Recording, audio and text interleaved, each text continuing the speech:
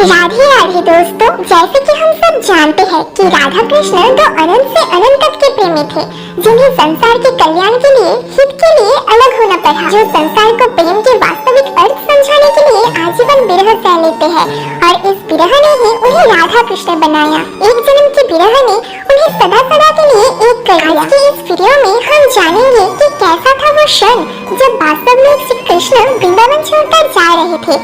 जब वो राधा जी को छोड़कर चले गए थे तब क्या हुआ। कृष्ण के जाने के बाद राधा रानी और वृंदावन की सारी गोपियाँ आखिर कैसे अपना जीवन व्यतीत करने लगे थे, इस वीडियो में आज हम वही जानेंगे। तो चलिए वीडियो शुरू करते हैं।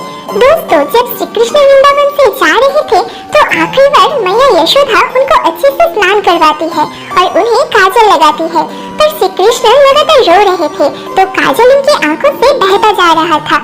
मैया ने श्री कृष्ण से कहा, लाला तुम मत रो। तरफ नंद बाबा एक कोने में खड़े खड़े रो रहे थे। श्री कृष्ण बाबा के पास जाने की कोशिश करते हैं तो बाबा बोले, लाला मेरे पास मत आना, मैं तुझे वरना जाने ही नहीं दूंगा। बोले, बाबा क्या आप मुझे अपने लाला को जाते जाते एक आखिरी बार गले भी नहीं लगाओगे। ये सुनकर बाबा फूट फूट कर रोने लगे और बोले, कन्हैया काहे सता रहे हो बूढ़े माँ बाप को, ज्यादा मत सताओ, कान निकल जाएंगे। कान्हा दौड़कर बाबा के गले लग जाते हैं। बाबा बोले, कन्हैया जब जाना ही था तो यहाँ आया ही क्यों। कान्हा बोले, बाबा तुम दुखी मत हो, मैं कल रुक कर परसों ही आ जाऊंगा। फिर एक और ब्रज की सारी गोपियाँ बाहर आकर नंद भवन के बाहर लेटी हुई है। वो बोले कि कान्हा अगर तुम्हें जाना हो तो जाओ, पर पहले तलवार उठाकर हम सबको मार दो ताकि हमारे जीते जी जाते हुए ना देखे, क्योंकि हमारे जीते जी हम तुम्हें यहाँ से जाने ही नहीं देंगे।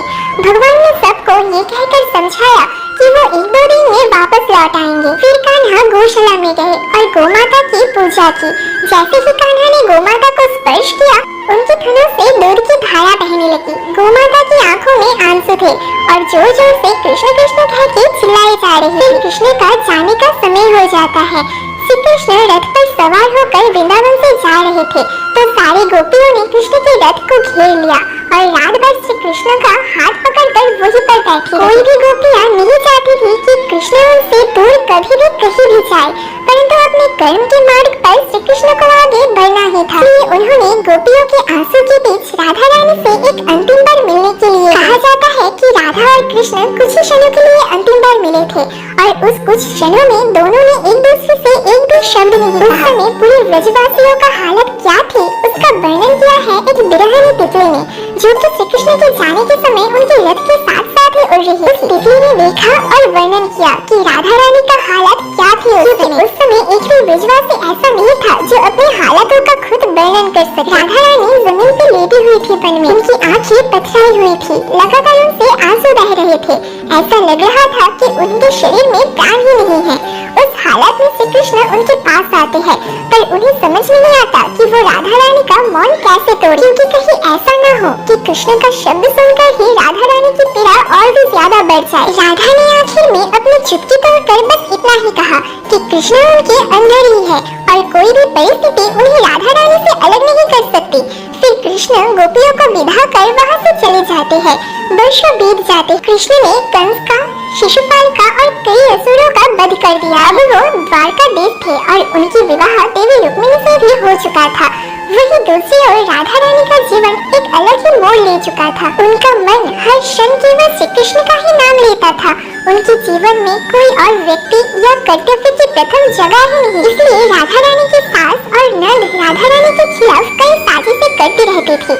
ऐसा हमें कई लोक कथाओं में सुनने को मिल जाता है। राधा का एक ही सबसे बड़ा और प्रिय काम था उस समय कि वो अपनी सखियों के साथ वन में जाकर पानी भरे और साथ में रहकर श्री कृष्ण की स्मृतियों में खोए जाए, क्योंकि उन गोपियों की हालत भी श्री राधा की जैसी ही थी। उस समय सारी गोपियाँ मिलकर कभी श्री कृष्ण की शरारतों को याद करते थे तो कभी हंसते थे कि वे कैसे उनको सताया करते थे, तो कभी ये मिलकर श्री कृष्ण की विरह में फूट फूट कर रोया भी करते थे। कृष्ण की स्मृतियाँ ही थी जो गोपियों के जीवन का एकमात्र साधन बची थी। कई बार तो गोपियों को ये भ्रम भी होता था कि कृष्ण वृंदावन वापस आ चुके हैं, और जब उनका ये भ्रम टूटता था तो सभी गोपियाँ दुख के सागर में डूब जाती थी। हालांकि द्वारका में कृष्ण भी गोपियों के इन हालातों से अनजान नहीं थे।